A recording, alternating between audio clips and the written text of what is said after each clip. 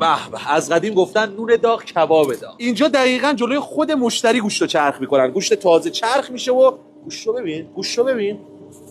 فقط یه کبابزن حرفه‌ای اینجوری کباب میگیره. همه چی جلو مشتری. 4 سیخ کوبیده گوشت با دورچین و مخلفات، گوجه و نون فقط و فقط 230,000 تومان. 4 سیخ جوجه زعفرونی، نون، دورچین و مخلفات و یه سیخ گوجه فقط و فقط 230. یه سیخ بناب 300 گرمی، یه سیخ گوجه، دورچین و مخلفات و نون قیمتش 400 تومان نیست، شده فقط و فقط 169,000 تومان. 2 سیخ کوبیده گوشت درجه 1، 2 سیخ جوجه زعفرونی بدون استخوان، دورچین و مخلفات، یه سیخ گوجه و نون رایگان فقط و فقط 230,000 تومان. 4 سیخ دل و جیگر با دورچین و مخلفات و نون فقط 199,000 تومان.